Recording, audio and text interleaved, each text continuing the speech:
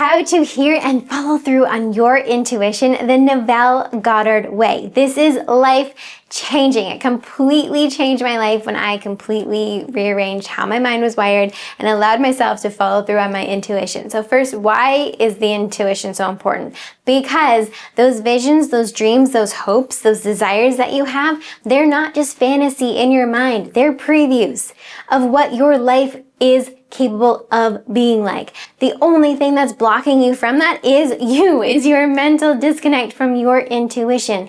We have a logical, analytical mind, which is brilliant. That's how it helps us with our math. That helps us make some logical decisions, helps us with driving. We love that part of us. We need it. But we also have another layer called your personal mind. And this is the personal part of you that judges everything, that says that you can't do this, that you have doubts and fears and insecurities and anxieties and overthinking patterns, which sabotage your momentum forward every single time. I call it your default program. We all have one, and identifying what it is for you is the most important thing that you need in order for you to break through. That's the first place I would start. Understanding that you have a default program that blocks you from your intuition. Why would you want to connect to your intuition? Like I said, there's a higher power, a larger consciousness, the energy consciousness that creates worlds that you are directly connected to. Neville Goddard said that your intuition is the voice of your subconscious, and the way to align with it is through feeling, not thinking, because your intuition is the direct guidance from a higher source. It is the direct guidance from your highest timeline. Now, what does this mean? This means that when you ask, when you want something, it is already created in the ethers. It's already established. You've asked for it. You are that special. You are that worthy that you get to have it. The next piece is it's already been figured out in the cosmic universe. We've got it figured out. The source, God, whatever you resonate with is on it, figuring it out. It's already done. Not your job. You do not need to worry about the how, the when, the who, the what. All you need to do is the step 3 part of the equation, as Abraham Hicks says, which is the allowing part. This is the direct connection to your intuition, because somewhere in your highest timeline, everything that you want is already done. It's already figured out. That's relieving. That's really comforting if you can really wrap your head around it. So first, understand that you have this intuition. Well, how do you do that if you have an analytical mind? I'm an overthinker. I have high anxiety. My self-belief was so low that my doubt screamed louder than any other idea could. So if you're in that boat, what you need to do first is really start to small and start with the idea that you have an intuition. How do you do that? Identify things like your reflexes. When something's falling off the counter and you're able to pick it up, or you're driving and you all of a sudden are able to swerve out of the way or handle the steering wheel well when you hit black ice, or something happens and you're just like, whoa, that's your reflexes kicking in. That is a sign that you are connected to your intuition. So naturally, as you go throughout your entire day, you have a connection with your intuition. The only reason you don't hear it is because of that personal mind that's blocking it. It's constantly chattering, saying, this can't happen for you. Oh, look, you got rejected again. This is normal. This is what we're expecting.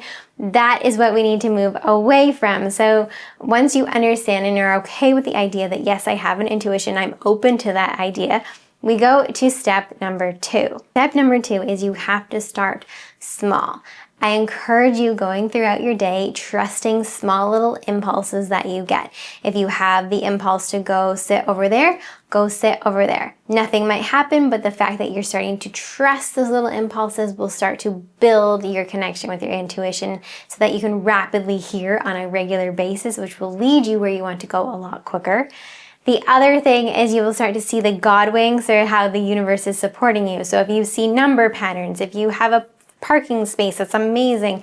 If you have coins or feathers, you're seeing all of these little signs from the universe. It's just an indication that you are on track. You are hearing these things. Now, if everything in your life goes opposite of what you want, oddly enough, the fact that you're aware of it is a sign that you are actually connected to your intuition more than ever. Which I know sounds kind of bizarre, because you're thinking, well, I'm not getting what I want, so how could that be helpful? We'll get into that at a later video. I don't like to make these videos long because I want you to really start to listen to your intuition as early as today. So just follow those little subtle impulses. recognize that you are guided, that you are supported. This helps open up your channel to the guidance that you're given. Which leads now to number 3, which is believing in yourself enough that you can be guided. Now, let's break this one down a little bit more. Believing in yourself is the most number one thing that we can work on. This is what's going to help you be able to get exactly what it is that you want to be able to hear and follow through on your intuition, because you're going to doubt whether or not it is intuition because it's subtle. There isn't a neon sign that says, "Hey, Joey, this is exactly where you're supposed to go. Follow this dotted line." It's much more subtle than that. It's just turning the radio on, getting the feeling to do that, calling a friend. And as you start to do this, it accumulates to being something that will actually help serve you long term. I'll give you a quick example. I used to be a school teacher over 15 years ago. I was a school teacher, and I noticed that my students were having so much struggles with their mental health, and that pulled me in more than any curriculum ever could. And I kept getting this impulse and this desire to work with their parents, to work with the students on their mental health, which is not the main point of why I was there. I was there to teach the curriculum, but I wanted it to be the reason. I wanted to help with high performance. I wanted to help get out of their default program. I could see it over and over and over. So for years, I was thinking in my head, this is what I desired, but I didn't believe in it.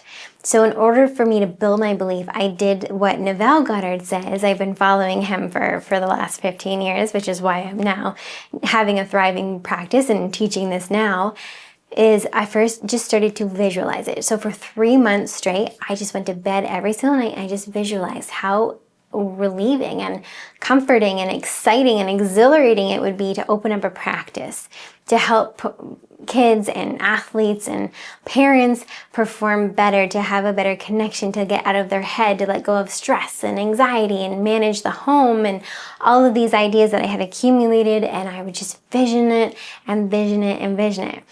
Then I started to get these little impulsive ideas, and I started to trust those little nudges. So I started to talk to other people about the idea. I started to call other people, and then naturally I started to build a practice while I was still teaching without meaning to build the practice, if that makes sense. It was, I was just trusting it. When you trust that you're in your vision, you step into that vision, you get these impulses that are leading you directly to it. You don't have to figure out anything. That's what I want to say more than anything.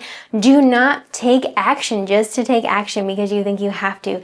Trust yourself, build the belief first, which led to the third point, which is once you do that, so you visualized, you're trusting these little nudges, you don't worry so much about the outcome. So I detached completely from the outcome, and I just focused on my continual inputs every single day, trusting those little nudges, doing a little bit more, and then eventually it was so clear that teaching wasn't where I was supposed to go. I was supposed to go to a different role, and I ended up going to Kenya, ended up working with athletes over there, and transformed my coaching practice into something even greater than I even first initially visualized. And my life just unfolded from there, and I now have a 7-figure practice.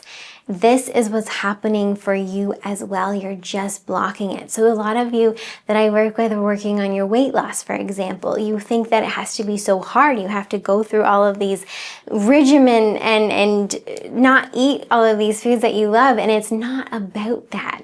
It's not about the food at all. It's about your mentality. It's not about being single and being lonely and you need to go find that person. It's nothing about that. We're not working on the external at all. We have to work on the internal first.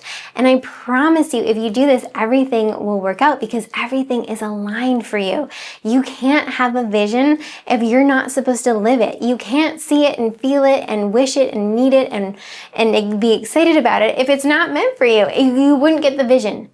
Of course, if you have this vision to be a football player and you are 5'1" and you're female and you want to go play with the men, that might be a fantasy, but you will trust that, you will know that because you will feel it. You will know whether or not that is the right thing for you based off of how you feel. I can't tell you. I'm not trying to be a limitation. Maybe that'll happen one day. I don't want to put any self-limitations. What I'm saying though is if you don't believe that it's possible for you, it won't be possible. So build that belief system first. And once you start to do this and you start to trust the little impulses that you're given, you will have no problem. So follow those impulses. Neville Goddard said, never go to sleep disappointed or discouraged, because the subconscious mind sees you as you believe yourself to be, which means as long as you can build your belief, change your default program, you will get exactly what it is that you want. If you're not, it's because you're not building your belief strong enough. That's the only thing. Don't take more action. Don't do anything right now. Just build your belief, because you get to have exactly what it is that you want. You are right on track. You get to have it. You're worthy enough. You're deserving enough. All you need to do is learn how to let it in, which is what every single one of my videos is here to help you do. Of course, I have my program there if you want help changing your default instantly. You're so right on track. I'm so proud of you. Keep going. Trust yourself.